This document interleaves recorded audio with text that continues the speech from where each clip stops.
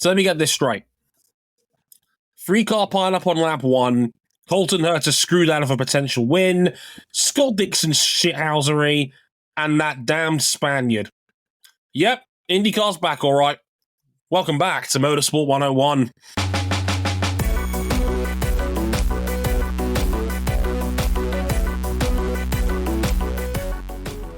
As I've said on other shows, the more things change, the more they stay the same. Welcome to episode 568 of Motorsport 101. I'm your friendly neighborhood host, Dre Harrison. Glad you could join us as ever. And we didn't have one major returning series come back this weekend. No, we had two. As the world's toughest elimination competition in town was back at St. Petersburg, Florida for IndyCar's opening round race, the Grand Prix of St. Petersburg. And oh no. And then if this was a video, you just have an imposed shot of Alex Palou's smiling face slowly enter the background of the shot. Well, you see, Dre, much like our other series that returned this weekend, we can sum it up with that damn Spaniard. It really is just the feeling of that damn Spaniard. Alex Palou did it again. Just finding an inventive way of winning despite chaos happening around him at all times. The only thing for sure, he out-Dixon's Dixon. Do you know how crazy that is? Not really at this point. He keeps doing that. If he finds a funny way around it. That's Cameron Buckley. Also have RJ O'Connell here as well. How's it going, mate? It's going good. I only wish I had the lavish living arrangements that Alex Palou has in the heads of 26 other drivers on this grid, including Scott Dixon. That is indeed a grown man haunted by milk. That's quite the way of summing it up, because that's basically what this was. We'll be talking a little bit about Alex Palou's 12th career win, the fact he opened up the season with a win to take the early championship lead, how he ended up beating teammate Scott Dixon in a race that at one point Palou looked like he was probably going to finish in third, maybe fourth, but more on that later. And Penske's dominance. We'll be talking about tyre strats, because it isn't that fun. McLaughlin being in range, some early observations from St. Pete as well, and the fact that, this was also Fox's first broadcast, and that is worth talking about as well. I forgot to put that in my notes originally. I'm such a silly boy for that, but here we are. Right, places you can find us real quick. We're on youtube.com/motorsport101. We're on facebook.com/motorsport101. We are on bad Twitter at motorsport_101. We're also on good Twitter at dreharrison.bluesky.social, as well as Cam Buckley and RJ O'Connell on Blue Sky. Find us on there. Just search for our names. You can't miss us. He's Too Angry to Die, and RJ is RJ O'Connell. He does all the cool daily sportscast stuff as well over there. It's good. That is on my birth certificate, by the way. Yeah, and on racer.com, where I'll be doing work for Sebring this week. Indeed. More of that cool shit. We love that. Of course, you can back us financially on Patreon if you really like us. Patreon.com/motorsport101. $5 gets you early access to all of our content. You can upgrade to the $10 tier to listen to these episodes live as they're being recorded, as Ghost Raptor and Jason are doing so right now. Thanks for your continued support as ever. And our website, of course, motorsport101.com for all of our written content, including reviews of this weekend and MotoGP in Thailand, as well as the Haters Guide to the 2025 Formula One season and the Appreciators Guide to Super Formula if you're that way inclined as well. Yin and yang is how we operate around here on Motorsport 101. All of that good stuff on the blog section. Check out the site if you haven't already. Right, without further ado, let's get into IndyCar's Grand Prix of St. Petersburg.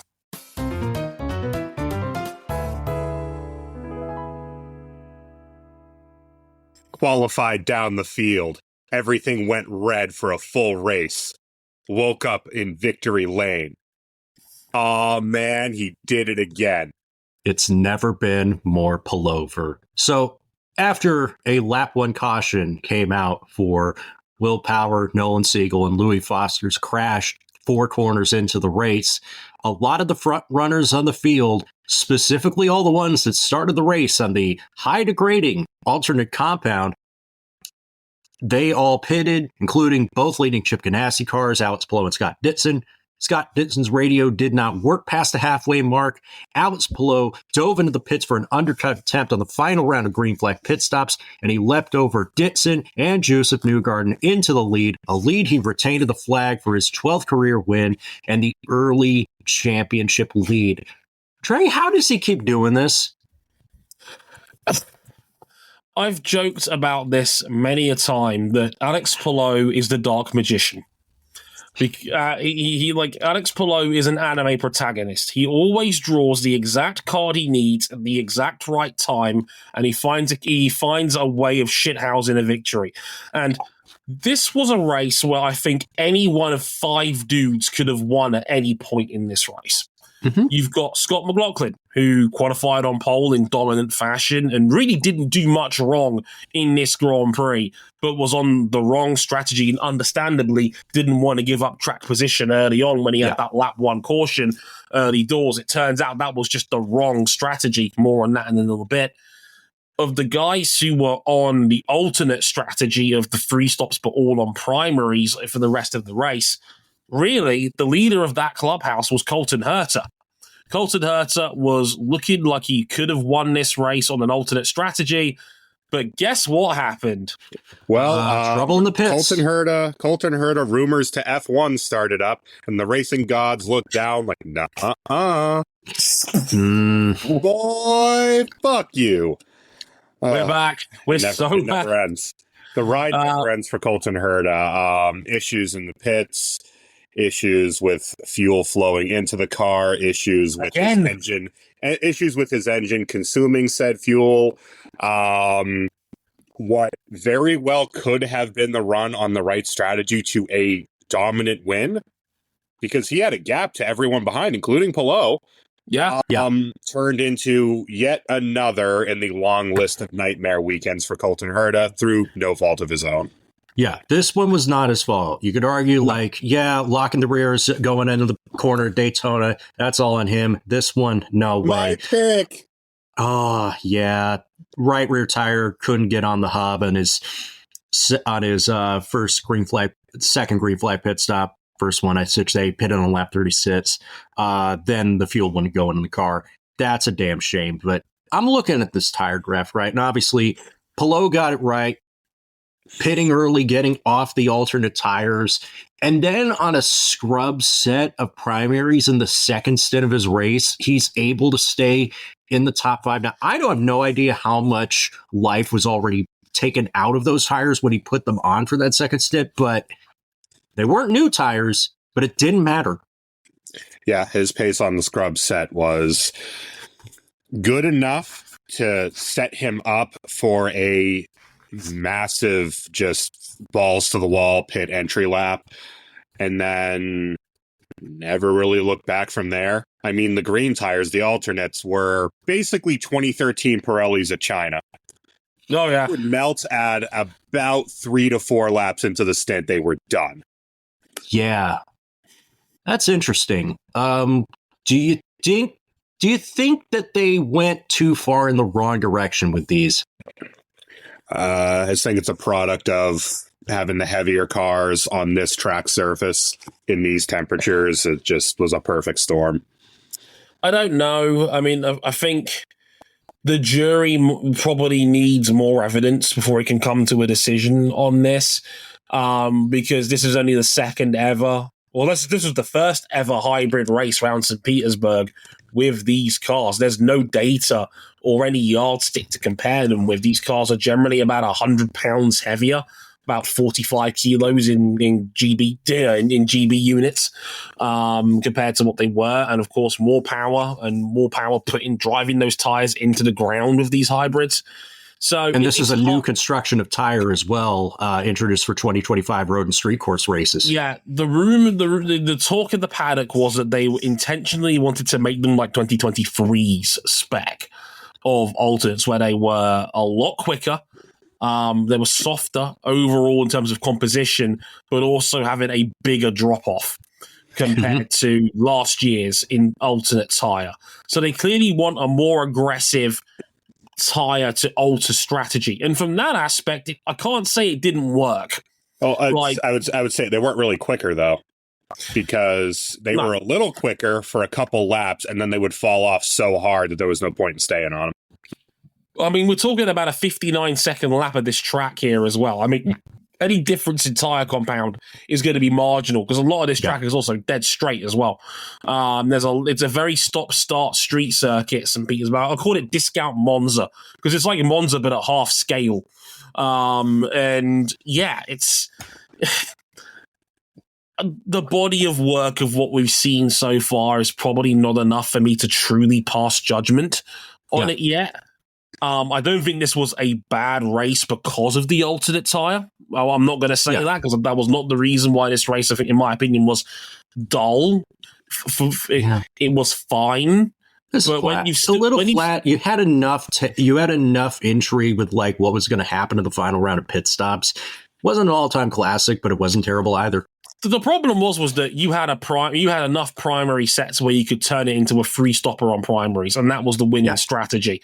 Like, the last thing St. Pete needed was a lap one caution, because that effectively killed the race from a strategy standpoint, because at that point, the 3 primary stint race was the race to the flag. And what we've seen in previous years, I remember Indianapolis last year, Alex Palou loves him a primary tyre beaten down. Like, this is prime Alex Palou conditions to succeed.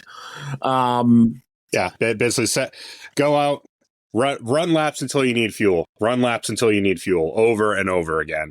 And in addition to that, like being able to fuel save, I mean, he out Scott Dixon. Yeah, who didn't basically in single combat. Dixon got up to second at the end because Josef Newgarden didn't have enough fuel to finish the last stint. He had to back off and fuel save at the end. Newgarden was running down below. Yeah, Newgarden was running down Palou a little bit, but it was to the point that, like, even though Alex Palou was stuck behind Stingray Robb for a considerable amount of time, I didn't think he was going to catch him quickly enough to make a move. And then there's also the fact of, like, catching him is one thing, passing him is a whole other thing. We've seen this. He could get close. Newgarden got within range, but never quite close enough to attempt anything. And Palou basically just ran Stingray Robb out of push to pass and then passed him as soon as he was out. Mm-hmm. Yeah, it was Palou handled it about as well as he could, and we've seen this before on IndyCar, on street tracks, and in other places. If there is a queue and a fight to stay on the lead lap, the third car in the queue always gets boned hardest by having a double dose of dirty air in front of them. And you can't, if you're in a queue like that, you don't get passes in the middle of the queue very often. It's normally either somebody beats the leader of the train and that opens things up, or you just get a train. The Benjamin Peterson effect, I like to call it, after what happened in Mid-Ohio a couple of years ago. But we've seen this story before, and if you get stuck in that kind of traffic, you're kind of boned, really, unfortunately. And yeah, Newgarden, look, this should be reassuring for Newgarden. It was his best result on a road and street course since Road America last year. He'll take third. This is a good start for Newgarden, given how poor his road and street course form was in 2024. So a good start to the season, even if it wasn't ultimately what he wanted. I know he looked frustrated at finishing third in this race, but you know, the execution wasn't quite there for Team Penske. I feel bad for McLaughlin as well. Yeah. He was just boned on strategy. His pace was exceptional. But fast, but not fast enough to make the other strategy work. And I mean, Scott Dixon's radio went out about halfway, and he was basically ad-libbing the remainder of the race. Well, he said after the race that his radio stopped working after roughly the first pit stop on the road, and basically he said on the one-way radio to his team, I'm going to run this car until the warning light comes on. So at least Chip Ganassi can roughly predict when Dixon was coming in, but it did leave the door open for Palou to beat him on the undercut, because Barry Wanzer's no fool. He knew what was happening. He had to have known the 9 car had no radio at that point. So all he's got to do, all he's got to do is do the rough math on the fuel, work out when Dixon's come in, and just take one off the strategy count. Well, yeah, and even then, like on the in lap beforehand, like Palou sliced the gap to well under a second to Dixon and then pitted. Yeah. And that, like his in lap and then out lap were monstrous. And the way Marshall Pruitt recap and his takeaways from IndyCar season opener at St. Pete, Dixon would have likely come in on the same lap as Palou if everything had gone to plan, but it didn't. It ended up being one lap later than they wanted, and that's what ultimately turned the race in Palou's favor. Mm-hmm. And then once Palou's out in front, he's Good luck. He's almost unbeatable at that point. I mean, Paddle Award's about the only man that's beaten him straight up in that sort of scenario in recent times. Yeah. And Paddle Award. Well, we didn't see much of him. We saw him very off strategy, very far down the field. Yeah. Got knocked out in round one in qualifying, which worst case scenario, had a puncture early on in the race, so he had to come in for an emergency service on his car, but still got on the winning strategy and ended up finishing 11th in the end. Yeah. Pretty decent comeback. Incredible salvage job. Yeah, wasn't the star McLaren on the day. That was Christian Lundgaard. He was in P8. Good result for him. Shout out to Felix. He was up there as well. Meyer Shank had, again, really good in qualifying, but both cars in the far six. Marcus Armstrong, career high qualifying result in P4, but then Armstrong hits the wall. Yeah, too hard. It was a real missed opportunity for Meyershank Racing to get a big result. You know who didn't miss an opportunity to get a big result that this team desperately needed? Rinus VeeKay and Dale Coyne Racing in ninth. And that is a result that I think goes a long way to making sure they get leader circle money by the end of the season. Made fast 12 on debut as well.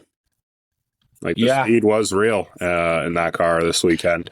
And you know what? It's assuring that Marcus Ericsson finished right behind Kyle Kirkwood. It means that all three Andretti Global cars are firing on all cylinders, and that if you were worried after 2024, maybe pump the brakes a little bit. Yeah, that was Dale Coyne's best. For context, for Rinus VeeKay, that was the best result for a Dale Coyne car of any kind since David Malukas in Portland in 2023. He was 8th that day. That was the last time that Coyne had, any car in the top 10. So, yeah, Rinus VeeKay, superb on Dale Coyne debut, as mentioned as well. Yeah, really. Shout out Alex Rossi as well. Like started way down. 20th. Started 20th, finished 10th. ECR will absolutely take that. That's about a result that you expect for Alexander Rossi, his floor to be back in his old job at McLaren. Yeah. Alex Rossi is the new Marcus Ericsson. You need me to finish 12th, I will get you 10th. You need me to finish 6th, I'm going to get you 10th. That is the Alex Rossi signature finishing spot. I'm going to get you that P10 right there. Welcome back. I mean, to be fair, like I said, he wasn't running top 5 for a good chunk of that race. Just on the wrong strategy again. But still a decent salvage job from Alex Rossi. The big one that I think is worth talking about is that this was also the first IndyCar race on Fox. Yeah. Might have heard about it. The first Fox broadcast, Will Buxton leading the charge with James Hinchcliffe, Townsend Bell. We had Jamie Little in the pits of Jack Harvey and Kevin Lee. New team. TV rating was a big pop. I mean, highest opening round for IndyCar. I want to say in like 14 years. 2011 was the last time, and that was back when St. Pete was on ABC, back when IndyCar was synonymous with the ABC ESPN family tree. That's the big thing that I think they wanted, and they've got it. We'll talk about that. Now, I actually watched the domestic broadcast on my TV in the living room. And then for the second half of the race, I decided to go to where I usually watch the international broadcast as a family and watch the second half of it there. Also because I felt like spending time with my friends and didn't want to be antisocial this Sunday. Big takeaway for this is that obviously the crew of Buxton, Bell, and Hinchcliffe have chemistry. Buxton does not bring the same energy that Lee Diffie does during the race. I think, Drake, you jokingly said that he's just like a relaxing cup of tea with no caffeine, just here to help soothe you into a nice sense of relaxation as the cars go through their middle stint. Buxton knew when to turn it on, at least. I don't think he'd forgotten much from his days of calling Formula 2, back when that used to cook, from his days of F1 TV. Let's not forget, he gave up a pretty good job at F1 TV to do this because he really wanted to do this. Yeah, I mean, the way I described it on my race review was Lee Diffie broadcasts while in the middle of a skydive, injecting pipeline punch monster energy directly into his eyeballs. Will Buxton sits you down with a warm cocoa and a blanket. There's nothing wrong with that second approach in a vacuum. It's just different, and you have to get used to it. Like this, I mean, I don't want to be massively harsh because this was the first broadcast of a brand new team. It's never going to be perfect. And, you know, I think a degree of mitigation should be considered here. I didn't hate Buxton anchoring this at all. I think he is a very consummate pro. He was slick as you like, leading the charge as an anchor. I'm not fully convinced about him in the box as an anchor yet. Like, hosting the overall package, absolutely fine. No problem with that whatsoever. Yeah. He's professional. I've said it before. Buxton loves IndyCar. That's more than obvious. He's always appreciated it as a series. And honestly, given that IndyCar has always been the series that's like, please love me, Dad. You know, like the Jay Penske of motorsport series. Like, having a guy like that that's batting in IndyCar's corner is literally half the battle. I didn't hate it. There were issues. Yeah, Buxton felt like a third wheel during the actual race. Yeah, it felt like he was just there to facilitate analysis from Hinch and Bell. If that makes sense. It felt like the mediator almost. Yeah, and there's nothing wrong with that. Pat Summerall used to do that a lot. He just let John Madden cook a lot of the time back when they were calling football games. There's nothing inherently wrong with that approach, but it is different, and it does take getting used to. I think on both sides, both the domestic and international side, there were timing and scoring issues that reflect in the TV graphics, especially during practice and qualifying. And some of the support series, like Emmett's 5 Cup, were also reporting similar issues with the transponders. So that was a bit like this looked a little unprofessional. And then there's another big thing, and this was like this back when NBC was the primary rights holder, is that the international broadcast gives you most of the package, most of the presentation that you get if you watched it in the United States. You get the timing tower, you get like most of that other stuff. It's in the same style and everything, but I don't know if it's for like licensing reasons or what, but there are segments of the domestic broadcast that got cut from the international feed. So like, if you were watching this on Sky Sports, you could not see Will Buxton getting scared shitless as he was being driven around the 2-seater. Yeah, this is my big problem. Look, okay. I get that I speak from a position of privilege as a British IndyCar fan who watches on Sky Sports and pays 30 plus quid a month for the package in order to do so. And we're in the extreme minority compared to the Fox viewers. I get that. I'm not going to shy away from that and recognize my privilege here. However, in my opinion, there is absolutely zero good reason as to why we can't get the same time in tower as the US. None. Yeah. During qualifying, we literally had different timing towers to the point where, for some reason, the Fox feed will only be in time to 2 decimal places, and the international one was being timed to 3. This did actually matter, because in round 2, McLaughlin and Ericsson had the same time to 2 decimal figures. And then we had to look at the 3-digit column to realize McLaughlin's time had been rounded up to 60.00. Then he was on the final qualifying spot and not Marcus Ericsson. It was weird, and there's no good reason for it to be that way. None.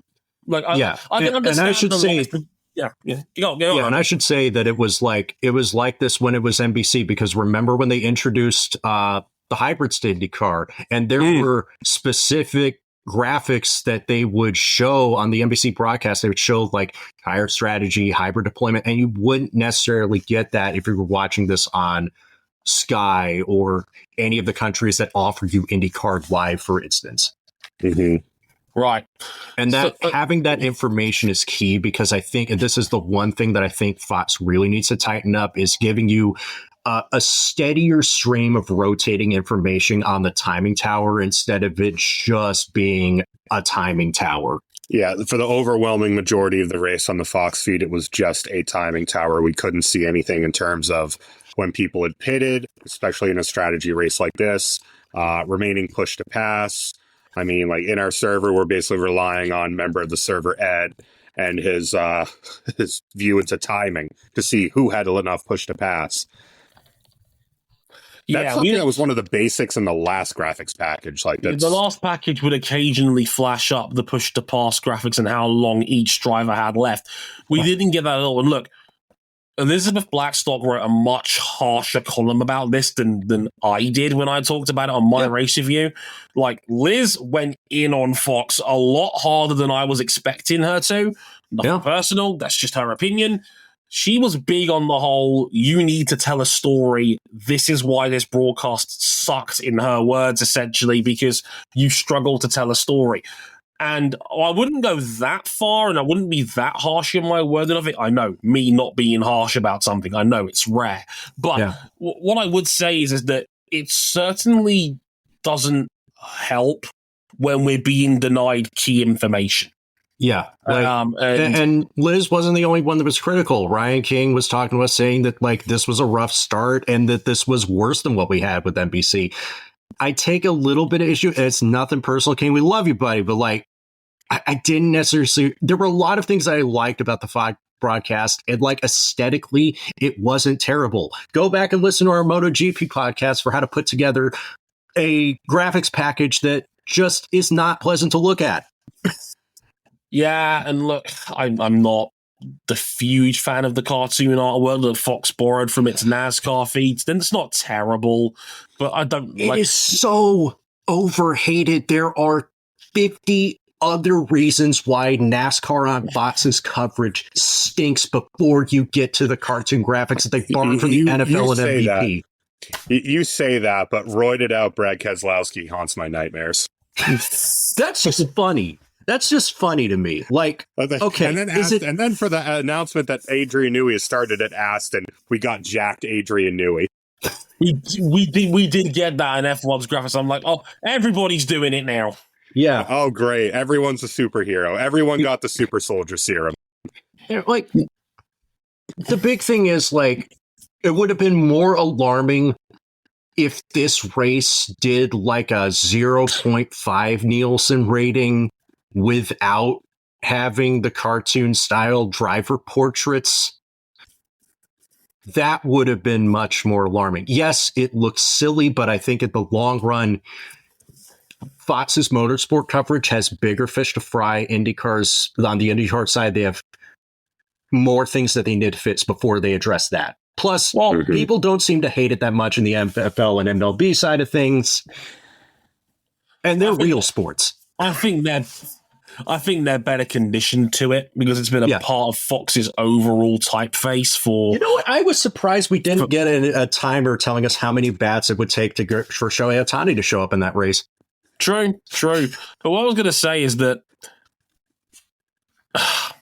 it's tough, right? Because as I said, I don't want to be too harsh on the first weekend a new broadcaster takes over. It's never going to run perfectly. Yeah. I have friends who are in TV that have worked these sorts of events. I know how, even to a small degree, just how difficult this is behind the scenes and how incredibly stressful it can be. Yeah. So I don't envy a lot of what IndyCar went up to. This shit is not easy. They make it look very easy sometimes, but it is actually outrageously difficult. So I don't envy anyone involved, and I will always have a degree of empathy where that's concerned, because I've seen people operate on live shoots. That shit's hard. And it's especially for the first time covering a brand new series, it's never going to be easy. But Fox have got shit they need to work on. You need to tell a more cohesive story. Will Buxton needs to turn the energy up a couple of notches, in my opinion. Look, I'm not saying you've got to be Lee Diffie. Diffie is incredible at being able to channel his emotion into his calls. He does it better than anyone in the game right now. It's not a fair comparison, but I don't need you at a 4. You can be at a 7, and that's okay. He was almost too slick in the actual commentary box. And, he was almost like deferring to Hinchcliffe and Bell when, have a bit of confidence, step up, have your own 2 cents. You don't have to just, to just direct. You can be the leader of the clubhouse sometimes and take the broadcast by the scruff of the neck. Often. Yeah, Will, okay. just act like it's you offering like an off-track opinion on Formula One. And we know it doesn't land all the time, but we know you're going to stick your neck out for it. Yeah, pretend it's Sergio Canamasis again. That'll get you going. Did you know, by the way, he's now now the CEO of his family's packaging company that paid for all his GP2 rides? I didn't notice. I knew this because someone asked me, what is Sergio Canamasis up to doing these days? Put the item in the box. Put the prize in the bag. Energy. Real. And then, of course, there's a big thing. It's just the thing we're all waiting for is just how does IndyCar on Fox keep this momentum? It was a good first race. You have NASCAR and NHRA people angry that they're getting all the hype and all the special treatment for this rollout. What's going to happen when we go to the Thermal Club? To quote the great Eric Andre, Coachella sucks this year in a couple weeks' time. And then what's going to happen over the course of the rest of the season? We know the 500 is going to pop a big number. There's no need to get into that. But they really need to come correct for the 500 because that is their moneymaker race. Yeah. One, that's their moneymaker race. And 2, what I was also going to say is that, look, mission accomplished. You popped a great opening TV number. 1.4 million is a great number. It's a fantastic haul. Congrats to Fox on that one. For me, the test is going to be how many people watch the Thermal Club. How many of that 1.4 million are going to stick around and come back for a second viewing? That's normally a much better indicator of how well a TV show is doing, is how well episode 2 and 3 holds up. And that's going to be big. That'll be a big stress test because Thermal was not great last year. It went over like a lead balloon, and it's 2 weeks from now down the road. And they've doubled down on it for this year is what they've done. Because it's a championship round now. Yes, it is. Sorry to turn this into a pro wrestling podcast where all we do is talk about TV ratings than the actual product. For the time being. I guess the other big thing is just and Cam mentioned it during the podcast, there was a update in a recent Marshall Pruitt mailbox that Honda is still not sure if they want to commit long-term to the future of the series after their supply contract runs out in 2026. It's been kind of push-pull, and now it's leaning toward the other way that they might not renew. In Marshall Pruitt's words, they have 9 toes out the door, which is not a great feeling. Yeah, when in previous updates of the mailbag, it looked like they were starting to come to terms, and obviously, what the new car and the new formula looks like is going to be a big part of that. Yeah, especially with one thing that this series absolutely has to do this year is, we need to see how the ratings go after the opening race and outside the 500, because that's the crux of all this, is that if there aren't eyes on the product, people don't want to put their product into it. And I don't think it helps that a lot of the early talk going into this weekend is that new car isn't going to be a thing likely until 2028. Yeah. Doug, I think it was Doug or Mark that said that like they mentioned 2028 for the first time, and that's the first time we're hearing that Mark. 2027 is it's Mark Miles. David Salters also gave an interview with Marshall saying like, what's the process of like determining like how do you make that decision? Mm-hmm. He's very diplomatic about it all. And there's one thing I know about David Salters is that he will want to go racing in as many series as he possibly can. David wants to see the Acura RS06 race at Le Mans. There are just other factors outside his control, like finding the right customer, making sure you're competitive right at the start, and do you get Honda of Japan's approval that impact that decision? Well, that's just it. Is that's working for a subsidiary, and ultimately this is HRC US and HRC back in Japan. Big Honda make the final decision on where that money is going to go. And let's not forget, they are pooling all of HRC's resources into fixing the two-wheeled monstrosity that they have become. And that's a derogatory monstrosity. Yeah. And also pouring resources into the new Formula One power units, because the core engine isn't changing a whole lot, but everything else is. Yeah. And when I go through Salter's interview, he's just like, we want to come back. It's all down to the rule makers to try and craft a rule set that's going to appeal to people. And then they got to figure out what they want. What do they want? I don't know, but it's got to be relevant. Well, and he says it right there, like we're on the same rule set. We've been on the same basic rule set, internal combustion engine and chassis, for 13 years now. They need to craft something new. And they need to actually get it out on track, because if that's it, he's put the onus on IndyCar to make a rule set that they want to compete in. It can't be a good thing, though. It can't be a good thing. Sorry to cut you, RJ, but it can't be a good thing that IndyCar's now basically essentially more or less told the sport publicly on a larger level, this is going to be a year later than planned. And now you're telling Honda, if it wants to come back next year, it's going to be another 2 before we get another new car. Yeah. Yeah. When I read this, it seems like he would love to continue to do this for as long as Honda possibly can. It's all just about non-answer. Yeah, it's a great non-answer of, I don't know, we'll see. It's on IndyCar to develop something we want to stick around in now.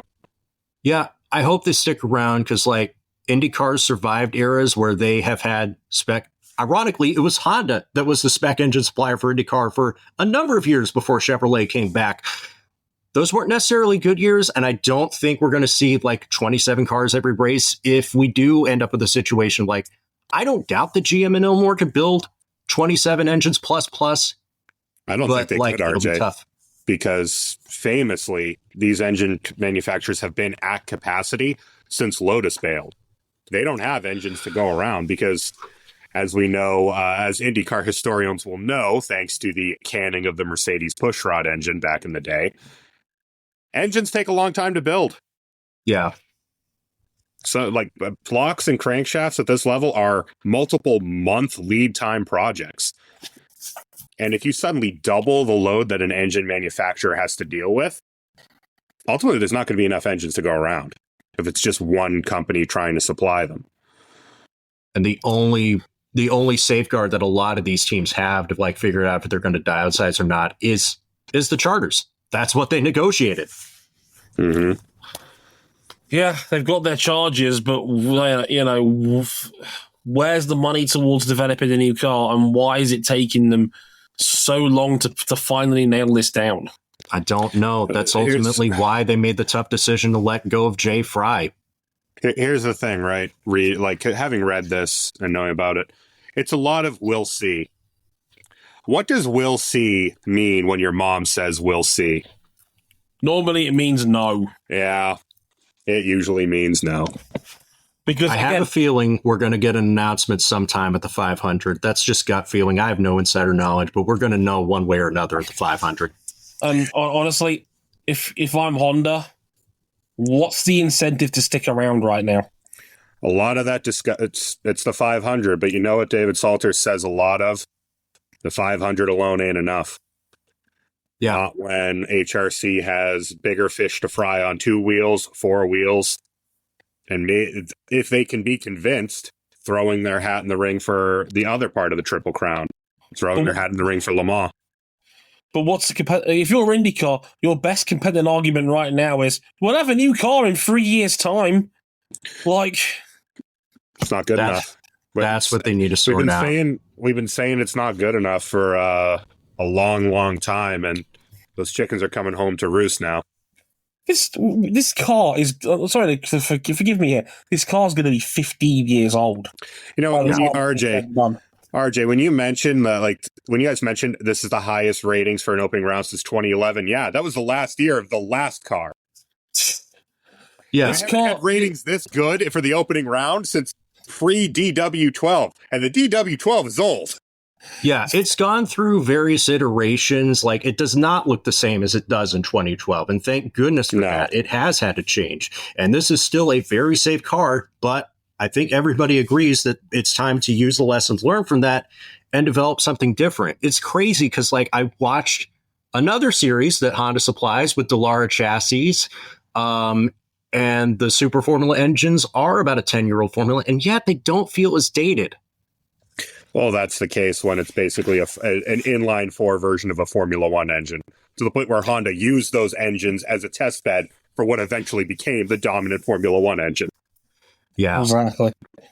Whereas with these engines, like, they have wrung everything there is left. I mean, we've already got teams burning through engines thus far. Scott Dixon's already lost one for the year. That's crazy. Last year, I mean, all of the bottom end failures Honda had at the 500, all of the plenum events that the GM Elmore's had in qualifying. I don't know what hit them. They've squeezed all the juice out of this formula that there is to squeeze. And I mean, if you're Honda, there's one of the reasons why I'm trying to go to this year's 500 is this might be one of the last 2 years that they are there. And we have a full grid as a result. I think would still get 33 cars for the Indy 500, but it's I don't think not there'll be enough engines, RJ. I'm not sure. Unless you open it up to the good old days. Hey, you want to turbo the shit out of a small block Chevy and come to Indy? That's the thing. They would never let the 500 drop below 33 cars. I remember the days during the dearth of the split where there would be last-minute entries on the final day of qualifying turning up just to fill out the field. And Bob Jenkins is having to cut a promo on behalf of the series. Like, this is one of those things where I just, like, I don't know. Yeah, and that's RJ, that was the series. Old cars? Like the old days? Like running old cars or old engines? Yeah. Is that what it would take? I mean, what you'd probably see, because there would be notice for it, is you just freeze the engines and you just build up a supply over time. But no one's going to like that. It's going to be back to the days of this exact same thing happened with Honda when they became the only V8 supplier. Well, they chopped a few thousand revs off the top and just turned it into a true spec reliability-driven series. Yeah. We'll have to wait and see, but it's not exactly what you'd call promising right now from my perspective, but we will see more on that as we get it from Honda. IndyCar is back in a couple of weeks' time for the Thermal Club for round 2. That is on the 23rd, so 2 weeks from now. We'll be back for the first Formula One race review of the year, the season opener, finally, the Australian Grand Prix. We'll be reviewing that this time next week. We are back. Australia is back in as the season opener, like all good things should be. We'll cover that and we'll talk about it then. Until next time, I've been Dre Harrison, they've been Cameron Buckley, and RJ O'Connell. Thank you very much for listening. Catch you guys next time. Sayonara. Coachella sucks this year.